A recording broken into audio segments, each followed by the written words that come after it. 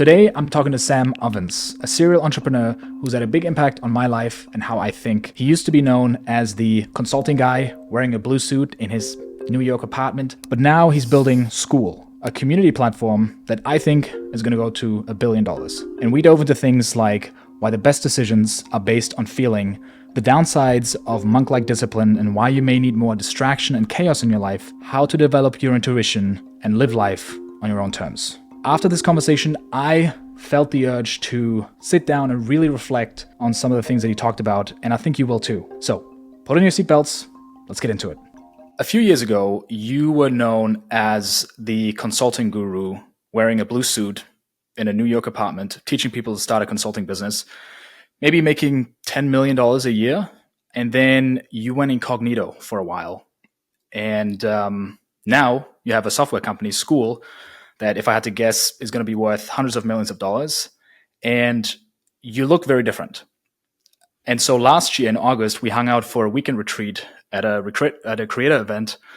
There's about 15 people. Chris Williamson was there, Charlie from Charisma on Command, Rian Doris, and you told us that the shift from consulting.com to School made no logical sense. At the time, it was just purely based on your gut and feeling. Why did you go with something that didn't make sense at the time?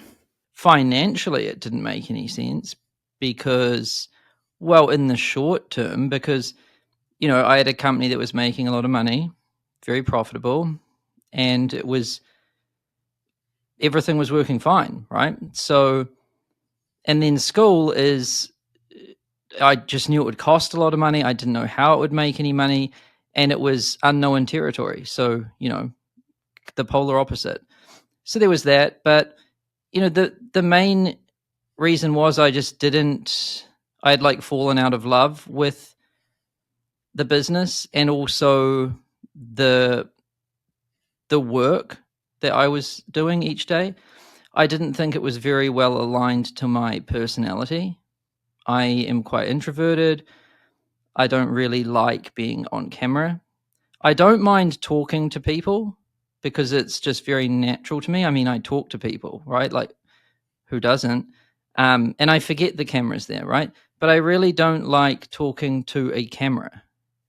And it just didn't feel right. It was also kind of rubbing some people the wrong way, like, criticism. And I know a lot of people say like, oh, fuck your haters or whatever, but, I think when at least for me, sometimes I agree with them, right? And so I find their feedback to be helpful sometimes. And because if I'm not enjoying it and I don't like it and then they're also saying it seems fake, I'm like, well, probably because it is, right? Like, because I don't like it, so I have to kind of fake it or put on a character or whatever.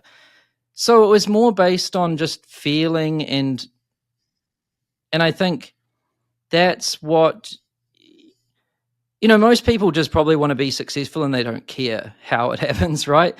But once you've been successful for a while, you start to think maybe I'm successful, but in the wrong thing. I don't know if anyone else has that thought, but that's what I think about all the time. Yeah. I think a lot of people think about that thing. It seems like you've done almost like a full circle because you started out in software and then you got into the consulting thing and being basically in front of the camera and in front of millions of people because you ran Facebook ads, right? And that's where you received, I guess, a lot of the hate or a lot of the negative feedback. And then you're coming back to software. And I think a lot of people go through transitions where they're trying to figure out, what do I actually want to do? And what is my thing? And I'm curious, what were some of the comments that you got that rubbed you the wrong way, or maybe they stung because you knew there's some truth to it? Some people would say like that, I forget the exact comments, right? Although I do remember maybe one of them was like, it looks like this guy's in a lot of pain, or it looks like someone has a gun to this guy's head and is forcing him to make this video.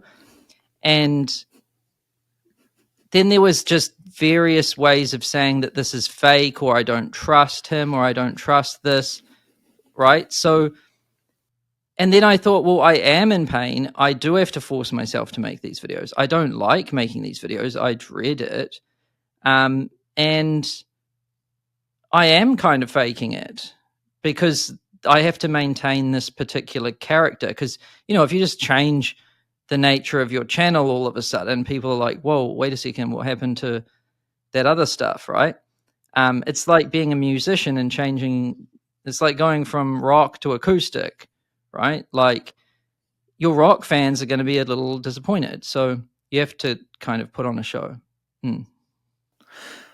It's interesting because when we're hanging out at the retreat, I brought up to you as well that you were known as this hyper-disciplined guy. And November 23rd, 2018, you uploaded Monk-Like Discipline, What It Really Takes to Win, which is a 2-hour video with slides, almost at 500,000 views, where you break down how to become hyper-disciplined and love pain and just stick through something that is tough.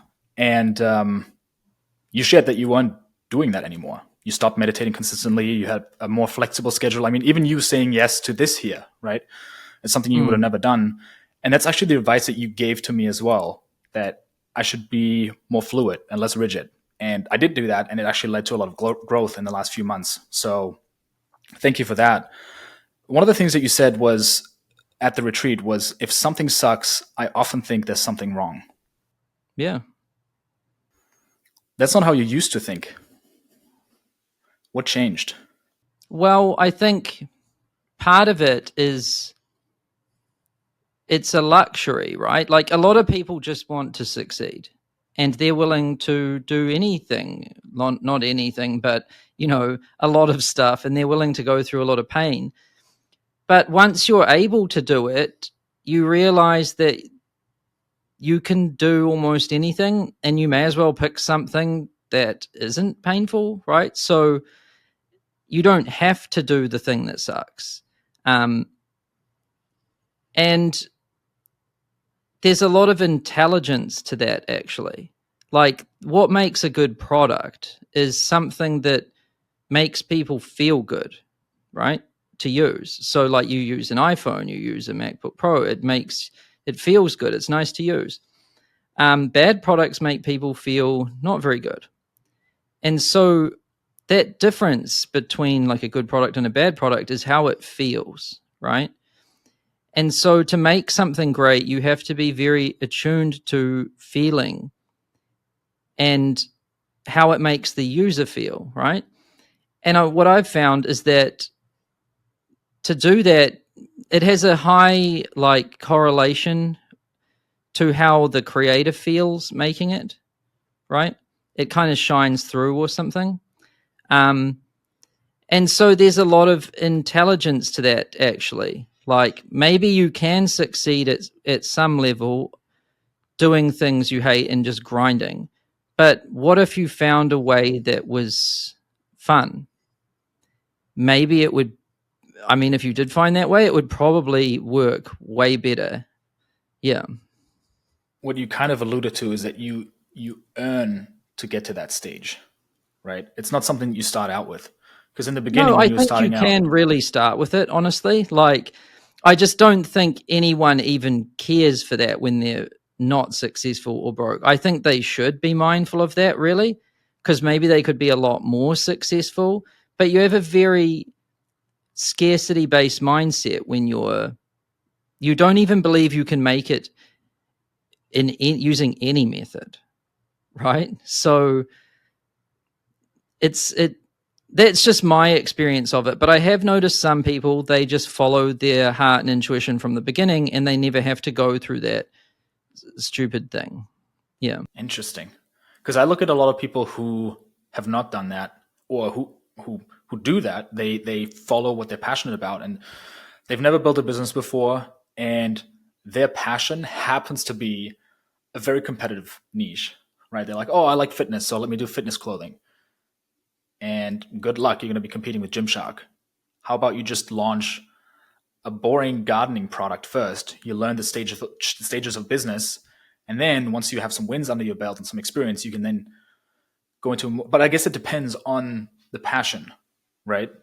Yeah. I mean, That's not to say someone couldn't do that. It's just that the challenge they're choosing is much more difficult. To make the world's leading gym clothing company and brand is it's a big market. Lots of people are going for it, and there's some talented people in there. I don't know anything about the market, by the way, but I'm guessing, it's tough. Whereas if you choose something a lot more niche and small and obscure, like, yeah, it's not as, it's easier, right? Yeah. Back to the monk like discipline versus now being more free flowing.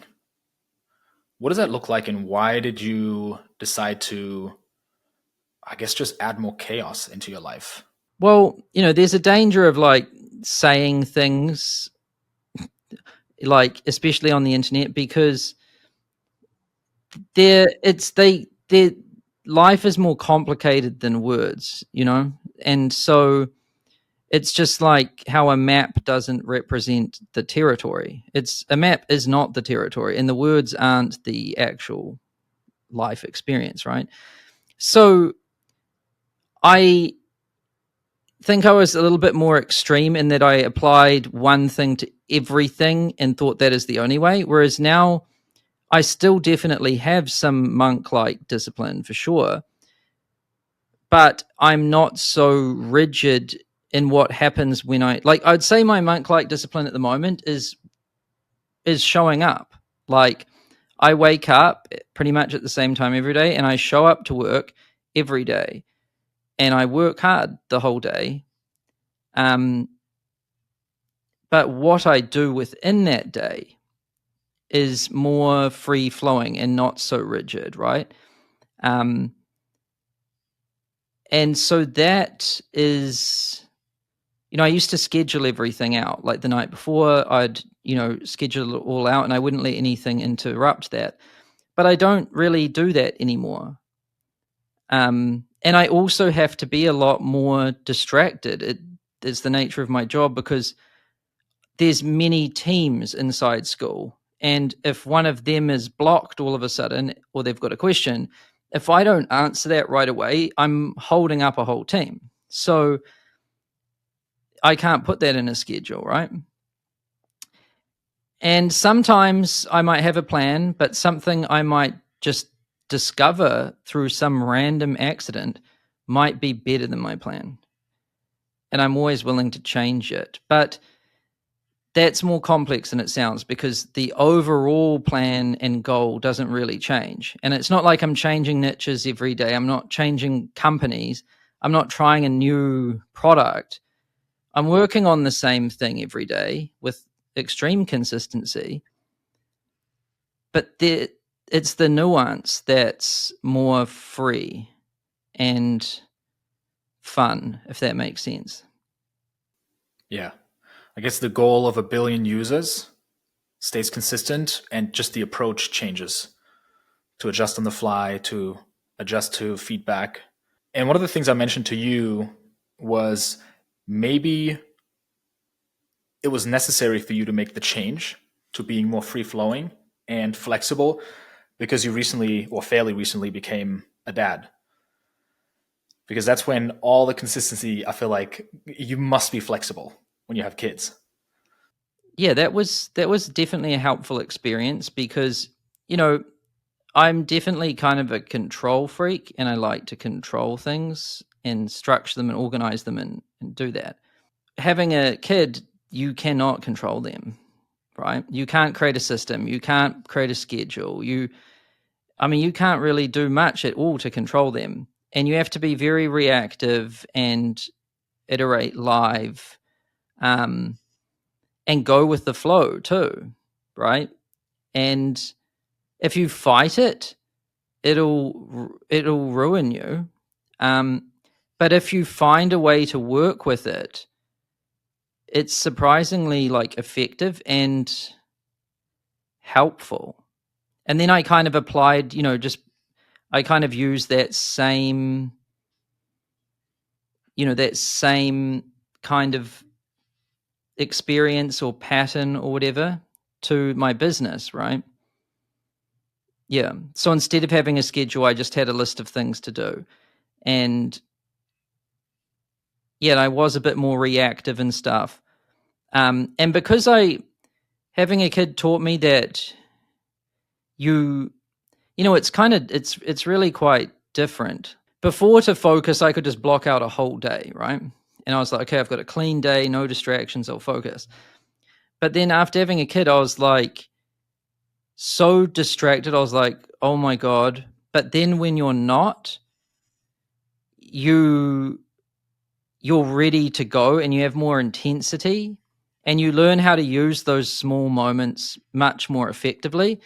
And you're kind of doing your thinking about what you're going to do when you can work while you're not working, and you find a way to make it work, basically. And I found that to be very useful. Yeah. So you don't feel like it has taken away from your productivity and maybe has even added to it? Because I've heard from other people before that when they had a kid, they actually felt like they should have had a kid sooner because it I don't just think it just I don't think created. anyone should have a kid to be more productive. Um, Definitely not. That's definitely the wrong reason. But you, I don't think I grew up until I had one. Yeah. So you just have to take a lot more responsibility. It makes you much more. I do think it makes you more compassionate, and I do think probably the biggest benefit is actually just how much more rich and joyful life is. And that gives you a lot of energy and inspiration. Yeah. In 2019, I saw a video of you why you can't do the work. And that was a big shift for me at the time because I just sold my first business and I was forcing myself into starting a new business because I was like, oh, I'm an entrepreneur. I have to do the next thing. And that video made me consider that maybe I'm having such a hard time getting back to work because my heart's just not in it.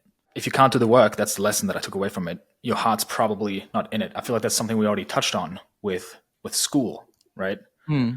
And one of the things you said as well at the retreat is that people can just tell when something is pure. Don't try to create a brand. Just figure out from the inside who you truly are and what you really care about.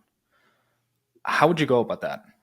I think it's quite hard to do. And I think it can't be done fast because it's like peeling back layers, right? Layers of fakeness. Um, and it's not like it's all intentional. Actually, it's not like all where all of these different places where you're being fake. It is not actually. You're not aware of it fully. I mean, you obviously start with the places that you know, right? But you really have to get good at figuring out what you like and what you don't like, and then you have to make sure that that's real, why you like it, and not you like it because other people like it. That's the hardest one, right? Because like sometimes I see some people wearing some clothes and I'm like, that looks ridiculous and it looks uncomfortable, but it's the fashion, right? And I ask myself, like, does that person really like that? And I'm pretty sure they don't. But I'm pretty sure if I asked them, they would say they liked it, and they would think because it looks good. But if you were to look back at that person's choices over time, they're changing their mind, right? And it just so happens that their mind change perfectly correlates with what everyone else has done with their mind change. So like it's clearly not their choice, right? Like that's too uncanny to be real. So really they like it because other people like it and they want to be perceived as cool or something. And there's nothing wrong with that, by the way. People can do whatever the hell they want. I don't care. But it's not their like choice, right? It's not what they really like. And I think this is there's quite a lot of depth to this, because they would say that no, it is. And then who am I to tell them what they actually like and don't like, right? But it's getting into that kind of territory. Also, if the people you hang out with are kind of fake, that can make you kind of fake. And if the environment you're in or whatever, right? That can make you, you adapt yourself to fit in with certain things. And, even using social media for sure. Like, I'll give you a perfect example. Since the launch of Instagram, black cats and dogs sales have gone down because they just don't photograph well, right? I can see And that. and the certain weird cats and dogs, sales have shot up. Like those cats that look like tigers, I know those ones shot up, right? And all kinds of things are distorted by these different things. And it's not that this is very messy how I'm going about explaining this, but this is a hard thing to explain, right? It's not like I can just give you some canned response. Am I making any sense? Absolutely. Absolutely. I mean, there's just societal biases that brainwash us into believing this is what I should want because this is what gets rewarded in society. Mm. And it gets to the point where we believe that is what I want. I think I see a lot of comments too, or I've spoken to people from my community that feel almost guilty for just having a normal 9 to 5, having a girlfriend, boyfriend, having a cat and a dog, and just living a very simple life. And they enjoy it, but they feel like they should want more, but they don't. But what they see online is mediocrity sucks, just live life to the fullest. But they're living this life and they enjoy it, but they feel like they should want more. They want to want something else. But do And they I think really? that creates a lot of pain. That's the question. Do they really? Because they're just seeing that on the internet, right? Yeah. And so that's why I don't have social media. Like, I don't use Instagram at all. Like, that has got to be one of the hardest ones. Because people are presenting themselves how they want to be presented. So it's like that is like the definition of a constructed character in life portrayed deliberately with a lot of intention, right? Versus just what it is actually. And then but the danger of it is when people look at that, they really think that's how it is.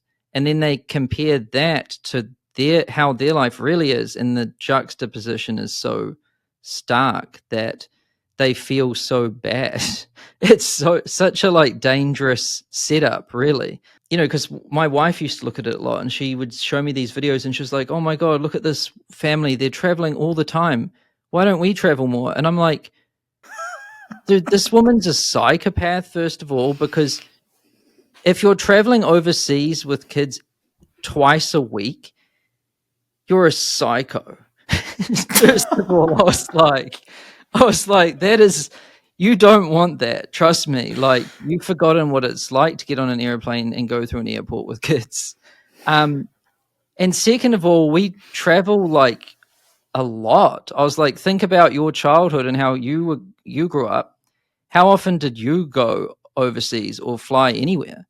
And look at how often we fly places every year, right? So I like brought it back to reality, and she was like, "Oh yeah," and that happens multiple times. And then finally, after like 3 years or 4, maybe she was like, "I think I don't need to look at this Instagram anymore."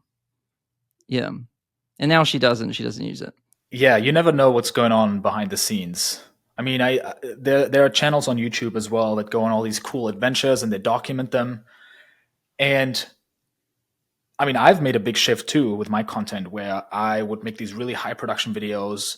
Oh, we're gonna do Navy SEAL training. We're gonna hire 2 Navy SEALs to train me and the laziest friend that I can find. It'll be funny. And it is just, I mean, even the experiences that were actually supposed to be fun, they were a nightmare because it's work. You have to, have a whole production team with you, and It's just, and even these channels that go on adventures and they go on travel adventures, the creators are burning out right on schedule. Like it's about every 5 years, somebody goes, I can't do this anymore, and I've been miserable this whole time, and it's actually really stressful. And everyone watches it, and they're like, oh, I want to do this too, but nope, you don't. One of the things you said too was the best creators and artists do what they want, not what the audience wants. And you told a story about Bob Dylan who switched from acoustic to electric. Can you retell that story? Yeah, well, Bob Dylan was an acoustic artist, right? So he played the guitar that isn't electric, for people that don't know what that is. And that's what his fans loved him for and everything. But he just felt like playing electric, and he started coming up with some songs. And, when he was touring, people would buy concert tickets to come to his concert. He would play the first half of the concert acoustic. He'd play the hits because that's what everyone's there for, right? But then he would change to electric. So he kind of gave people what they wanted, and then he kind of played the things that he was into. And at first, people booed him like hard, but then they learned to like it. And then I think he had his best album ever. I don't think people do great work when they aren't following their passion or their heart, right? But that doesn't mean you can deny your audience too. There's like a healthy way to transition, I think.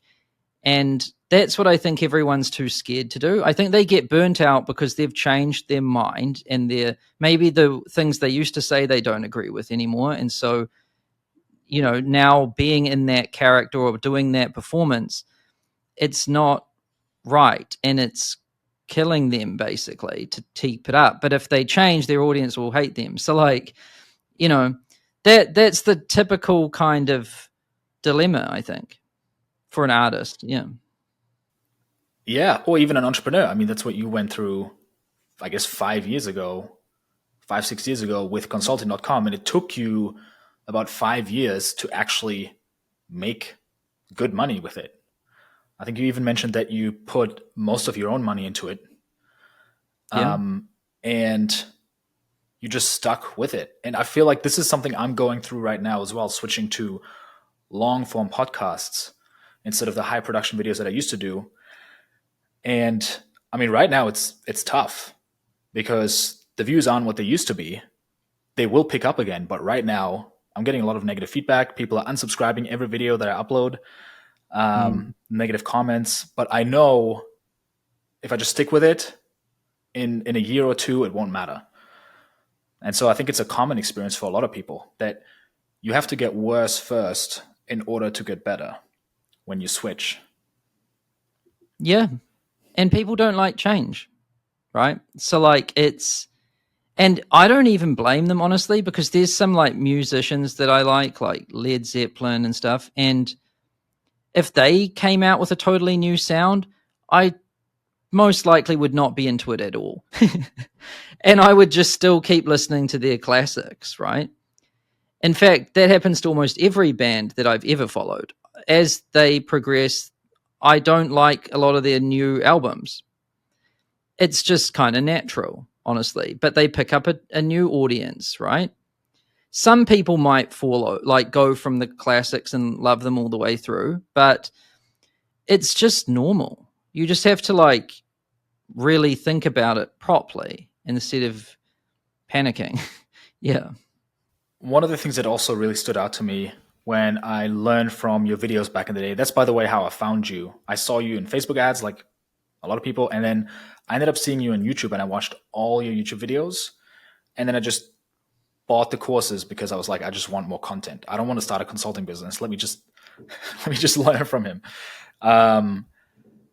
And what really stood out to me was the way you thought, and yeah, the way you introduced systems thinking, first principle thinking, the scientific method, and that was just very appealing to me. And I know that with your software, you get to apply all of that because there are dozens of feature requests, so many things that you can focus on. Do we focus on getting more users, or do we focus on building out our platform, or hiring people, or getting more sales? There's so many things you could do. And I think anyone listening to this podcast, whether they're working on a business or just in their own life, how do you decide what to focus on?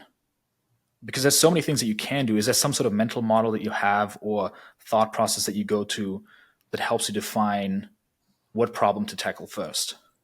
Well, it depends like what we're talking about. I don't have, maybe I have some generic thing or tricks I use, but I guess there's different like levels to anything, right? So at first, I don't get stuck into the details because what is the point if that's not even the direction you want to go in, right?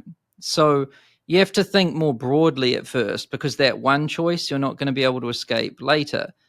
Like, what market should I focus on, right? Like, what kind of company do I want to make? What kind of product do I want to make? And do I want to make something simple? Do I want, right? You make a lot of these choices early on and they're very important and they're hard to change later. So you should be very slow and careful with them.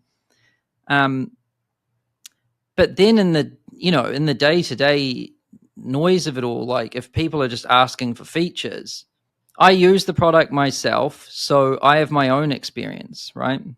I talk to people that use the product a lot and I get a sense of their experience and frustrations. Our company also has goals, right? And we also have like resources like teams and engineers and things, right? And I have to factor in all of these different things. And sometimes some things just fit. I'm like, oh, I was experiencing that problem. Everyone I talked to was experiencing that problem. And if we fix that problem, it would make school better to use. It might also help with growth. And that engineering team over there doesn't have any work lined up for their next sprint. And they're actually really strong at this type of feature, right? And if we did this one first, that one would work second. And so like it's extremely complicated. And this is what I spend most of my time doing. Like this is like at least 4 or 5 hours a day of thinking about this kind of stuff. But sometimes you find a perfect perfect like combination of things, or very close to perfect, and it's almost like it was meant to be. It's like, and that's always what you're looking for, I think. Whereas some things people ask for are like just totally random, and like I'm like, no, if we did that, it would ruin the product. Right? Very easy. I'm like, there's no way in hell we're ever going to do that. That's mad. So it's very easy for me to dismiss the things that are stupid that we definitely shouldn't do. But then you're left with a lot of things that we will probably do, and all of them are good. Then the hard part is choosing which one of those, right? And you can't do all of those either. So you have to be very selective. And that's where the hard choices are. When you have like 20 options and all of them are great and all of them are needed now. And if you did all 20, you would ruin it. So which few things will you choose, and in which order will you do them in? And sometimes it can just be a very simple addition, right? Where for example, I think you told the story of some sort of affiliate feature that you wanted to add to school, and you're thinking about it, and it ended up being this complex thing, and you made a list of a dozen things that this thing could need or what it could look like. And then you just hopped on a call with a user and you asked him a few questions, and he was just like, yeah, I just need to get the email. And that's all that was needed. And then boom, you could simplify a problem like crazy. And I think that's what people like to do in general, not just whether they have a software company or a business, but also in their life, where sometimes you just need a little tweak of something and it makes a massive difference. Yeah, well, this is what I mean by levels, because the process I was just explaining was like what should we do next? But then once you've decided that, like, oh, we're going to improve the affiliates experience. Well, what should we do to improve that is another question. Once you've there's no point in thinking about that unless you've first of all decided that that's what you want to do. And then once you know that's what you want to do, then you've got to think about, like, what am I going to do that? We're talking abstractly here, so it's like, I don't know if people listening are going to be like, this is crazy talk, but like, it's a lot easier to talk about something that really happened, and then it like maps to that what we're talking about. But I'm trying to take something I do very intuitively and naturally and theorize it, which is hard. I don't have a process I follow. I do not pull up a Notion doc with a like checklist and a tagging system in it. Like, no, anyone that uses that to do something like this is going to miss by a mile. There is no process you follow. In fact, anyone that's going to follow a process to do something like this will mess it up. It's messy and random. And the process really is just like, you have to sit with it and think about it and give it time and talk to lots of different people, and it's hard and you struggle with it and something happens. Right? Yeah. Yeah, I think that perfectly segues into the next point, because you mentioned this video that you saw of Mark Zuckerberg at the retreat that we were at, where he was in the early days of Facebook, and some TV dude asked him, "Hey, Mark, what books do you read, or what mentors do you have that guide you through this?" And he was just like, "What do you mean? What?" And he was confused because he didn't. He was just like, nobody has built something like this. I'm just figuring it out as I go. And you mentioned that Steve Jobs admired Mark Zuckerberg because he could also just work on intuition alone. And it seems like that's what you're doing here. There's no YouTube video that you can watch on the 12 steps on whatever. There's no spreadsheet, there's no process. There may be some mental models or questions you can ask yourself, but the complexity is infinite. And so I think this is where intuition becomes necessary, and just having, like you mentioned, a feeling. It's just a gut feeling. How do you develop that? Do you work a lot with your intuition? Does that resonate with you? Yeah. So how do you sharpen your intuition? Well, it's like peeling that onion. First of all, you have to know what signal is real and what isn't, right?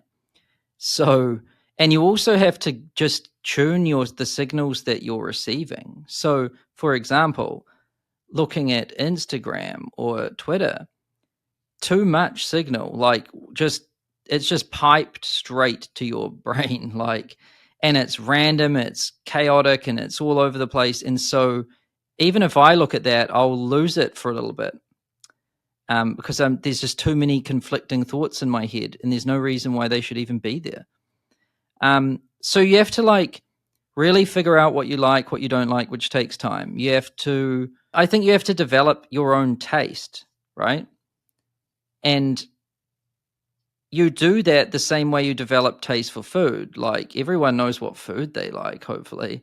And that means you just have to try lots of different things and start to realize, I don't like that, I do like this.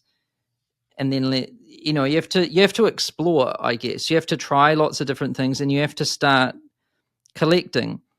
I also think you have to expose yourself to high quality. So I read this thing, and it said that the problem why a lot of people can't achieve the success they want to achieve is because they think the work they are doing is good enough, right?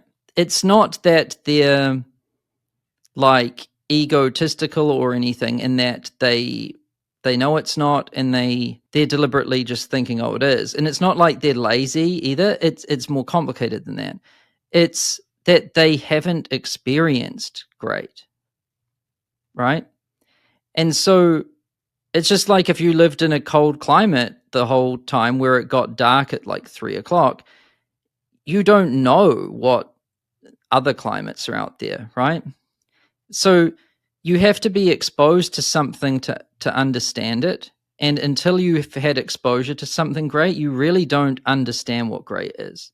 And so I think you have to try a lot of things. You figure out what you want, and then you have to experience great. And I think it helps to experience that in a lot of different dimensions. Like maybe it's music, maybe it's sports, maybe it's art, maybe it's a car, maybe it's architecture, right? The more different things you experience great in helps. It helps you develop a taste for great stuff, right? And this is just to develop a taste. But then, now you've got a taste, and you also know what you want, right? Like what you personally like. And I think that helps a lot in making choices that are more intuitive, because it's no longer a thought like, oh, so and so's tweet said that this art was good, so therefore this art is good, and so I think this art is good, and so I like other art that looks like that art, right? But you you fully that one up. Like that's that's not how it works. You should choose something because you personally like it and you've seen a lot of stuff and you personally believe it's at that standard and it means something to you. It's just sharpening this skill, like, because now it's a feeling for you. And I think that's what intuition is. I think intuition is more of a feeling sense. Um, and it's also got something to do with pattern recognition. I don't know. I've never actually sat down and tried to define what the hell intuition is. There's also something that I'm very certain is real, which is like some kind of like global consciousness that everyone's kind of tapped into all the time, right? It's like why the same people get the same kind of ideas at the same time. There's definitely something there, right? It's like if you spend a lot of time with a person, you can kind of sense, you don't need to use as many words, and you kind of get a sense of what they like and don't like and everything. And I think it really helps to develop that kind of psychic like sense with the people you're making things for, right? This is very abstract again, but I think if you've got a real strong connection with the people and you can sense what they want and everything, and then you have good taste and you've experienced great stuff and you know what you want, now you're trying to find this perfect kind of overlapping, right? Where it's something you like, but it's also something they like, and do you get what I'm saying? I think you also told the story of how, after a year of relentlessly searching, you finally found your business partner.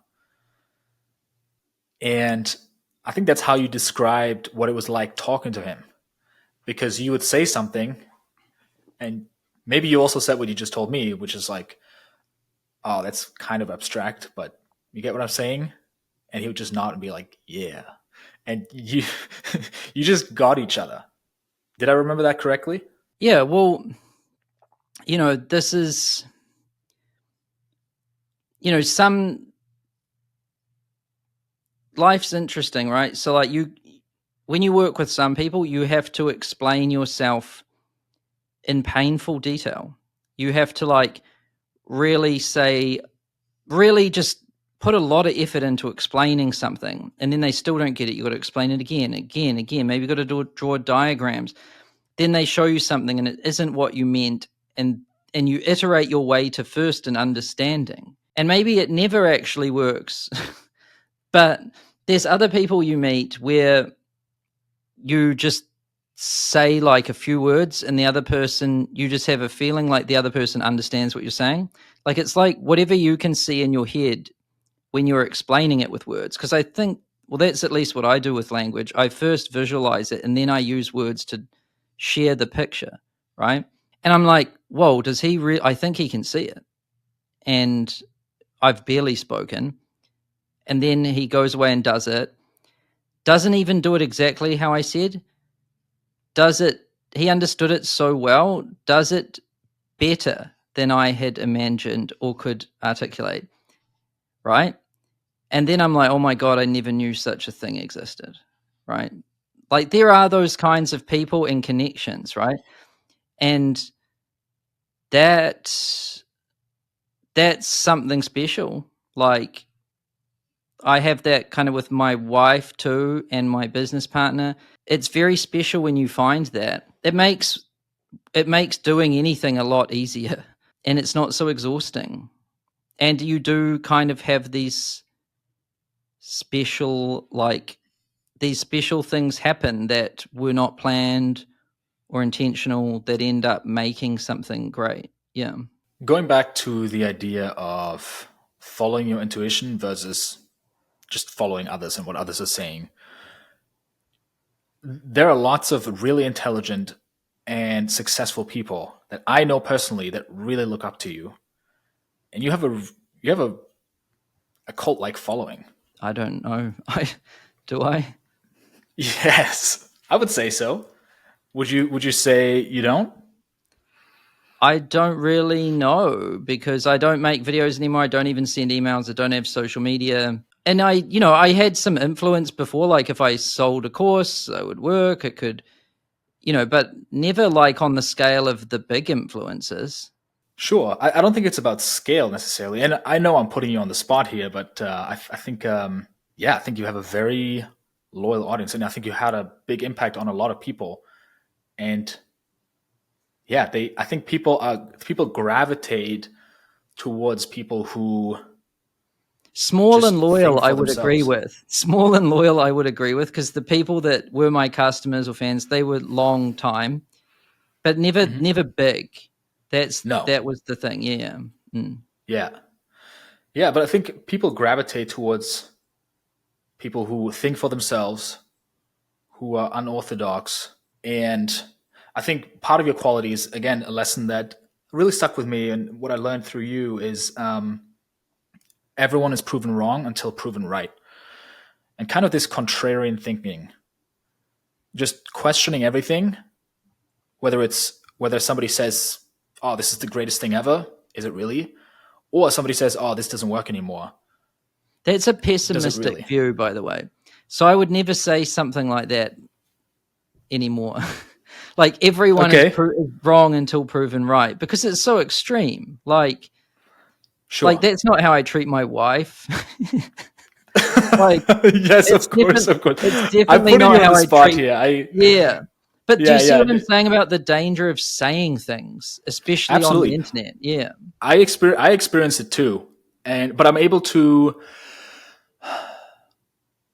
Well, I struggle with it too because I say things and then somebody says, "Well, but what about this?" But then it's usually some sort of dumb example that's obvious. That's like of course, like use some nuances. So I'm This is why I currently just don't I'm try to say things, by the way, because there's no way to put a strong opinion out and not have to defend it and take some criticism. And then there's no escaping feeling like you need to conform to it, even when you change your mind. So it's just like the problem of putting an opinion on paper and putting it out onto the internet, you know? yeah. Or you put it out, and when somebody criticizes it, you just ignore it.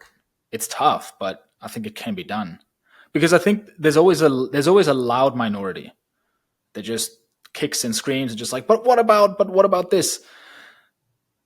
But I think the vast majority, they're just silently watching and they're like, yep, I get it. Like, I know he doesn't apply that to his wife. you know, they don't need to be told that. And I've noticed for myself making content that while I was preparing a video, while I was scripting the intro, I was like, oh, I shouldn't say that because someone in the comments is going to say this. Oh, I should also add this disclaimer because some people might say that, but it's just the loud minority and it's exhausting. Yeah. Um, But that's why I think podcasts are a lot better because the nuance, it's a medium that where the nuance can be explored, right? Whereas if you're trying to put out a spicy tweet, right?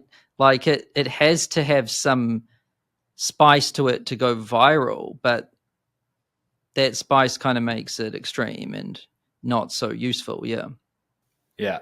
It's funny that you bring that up, this whole idea of, hey, I wouldn't say that nowadays, because I remember you saying, looking at your old videos, you were thinking of taking them down because a lot Yeah, of the man, when things you you're don't talking agree about with my anymore. old videos, I just am like, oh God. I Just should have the known this moment you before say my recording old this. videos, I'm like, holy shit. Yeah. I should have taken that into consideration before recording this. So I guess what would be the take today is, some things some things should be proven right first before you believe them. Is maybe a more nuanced idea.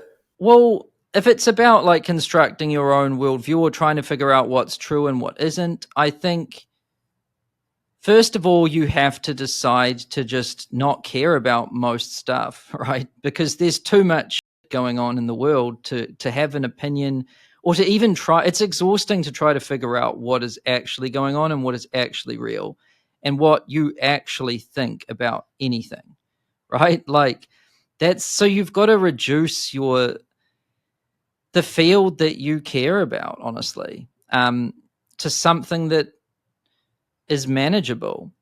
So I don't know a lot about a lot. Like I honestly have no idea about so much stuff. It's kind of crazy. But I've chosen the zones that I do want to be knowledgeable in. I started by listening to a lot of opinions, right? Which I think the problem with opinions is that people state them as truths. No one says, "Hey, here's my opinion and I'm could totally be wrong and here's the doubts I have with it." And right, like no one says it like that. They just say something extreme. Um in a very convincing way and then build a whole career around it so they have to defend it. So like that's what happens to you when you're new is that you're like a little kid. If an older person tells you something, you're like you don't question it, right? And so when this more experienced person tells you something with conviction, you're probably going to think it's true, right? And maybe it is, maybe it isn't. I think your gut instincts are way better than you believe, first of all, right? So if something doesn't feel right or sound right, there's probably something to it. I used to ignore that way more than I should. But now I think there's a lot of intelligence in that, right? That can be a good guide to help you. The other guide that can help you is maybe that's just not your style, and maybe you can find a different style. There's so many ways to do anything, right? And the different opinions will inform these different styles, and you can find one that does fit for you, right? But the other one is those are good like filters to start with, like gut instinct and is this my style or not? But really the only way you find out for sure is by doing it. But you don't have enough time to do everything. So you need some proxy filters to like, you need to choose your zone that filters out all of that. Then you need some proxy filters like your instincts and intuition to help filter that. And then you've got some things that you believe in and you're going to try them, and trial and error is ultimately going to be what helps you the most. And I think the people that have achieved great things in any field, it's a universal kind of pattern that I observed, is they found something that everyone thought was wrong and they made it their style and it turned out to be better and no one understood it, but it worked. And that's where you achieve like mastery. I think in the beginning, you're just trying to find some good sources of information and you follow them good enough and you can achieve success. Fine.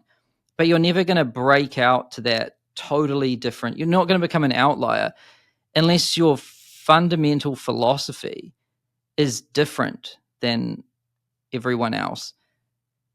And that means that you're going to have to do some things that everyone thinks are wrong. That's that last zone. And no one will tell you what those are, by the way. You have to, because, the way a lot of people get popular is by conforming to the mass, right? So if everyone says something and you jump on it, you also get applauded by everyone else that believes that, right? So it can help you to conform like that. To choose something else can actually, you have to have very high conviction in it. Yeah. Do you even get what I'm saying here? Absolutely. Yeah. And it's often amazing how long people will not believe that it's right, even when you do see that you're pretty sure it's right.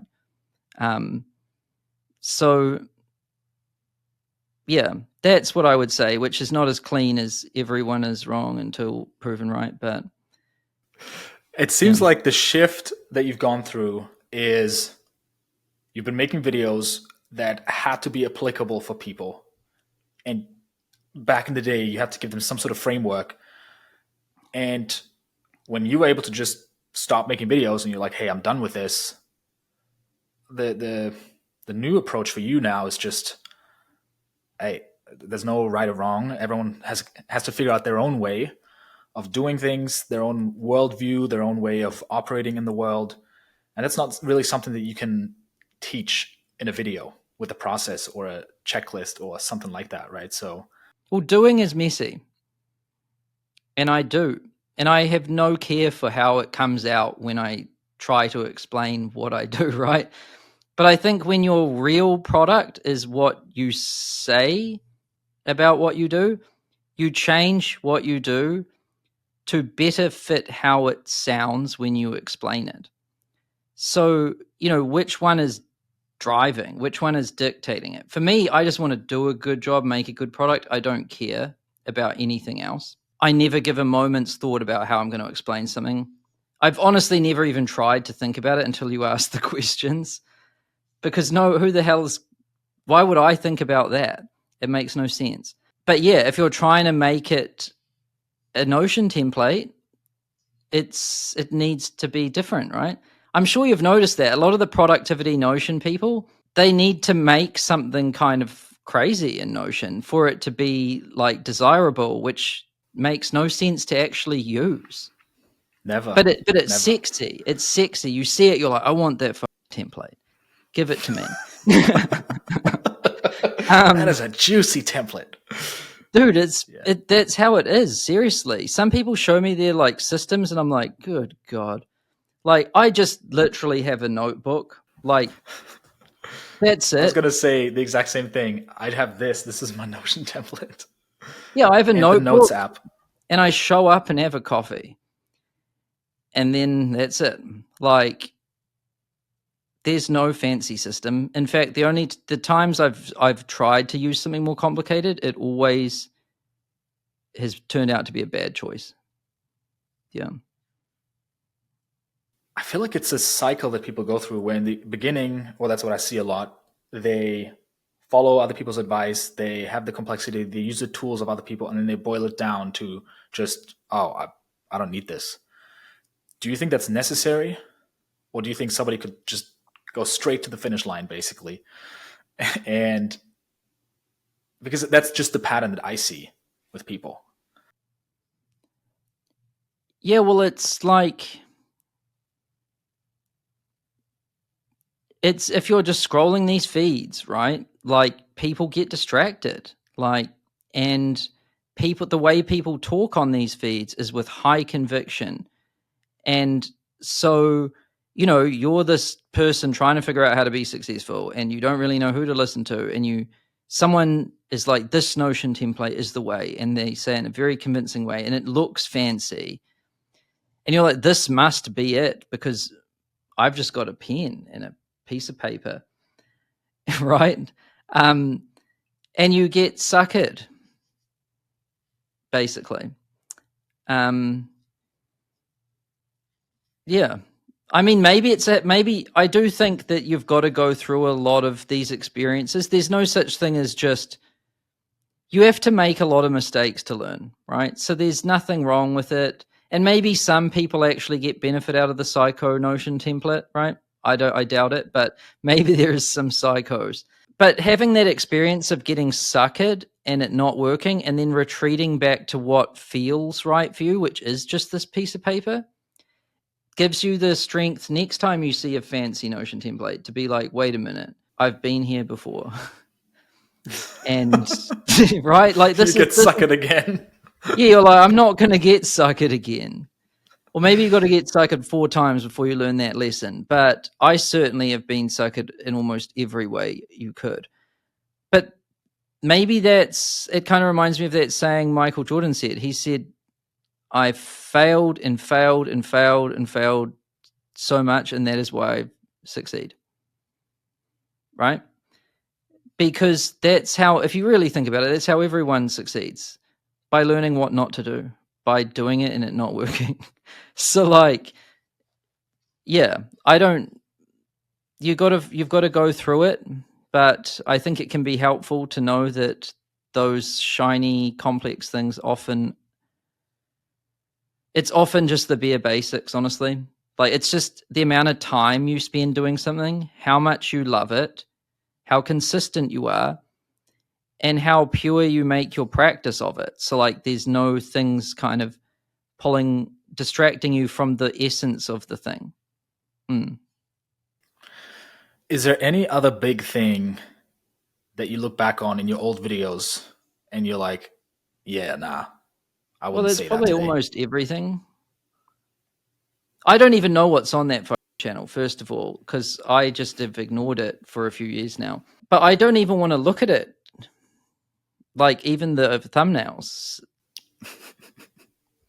Because, it's just, I've always hated looking at myself on video, hearing my own voice, and I know my opinions will be very different. And so, I would just say most of it's too opinionated, too extreme. And without really giving credit to, there's many ways to do something. There's many different styles, and you should find your own. And the only way to do that is to go through some trial and error, right? So, yeah. But mine was more rigid, opinionated, like this is the only way kind of thing.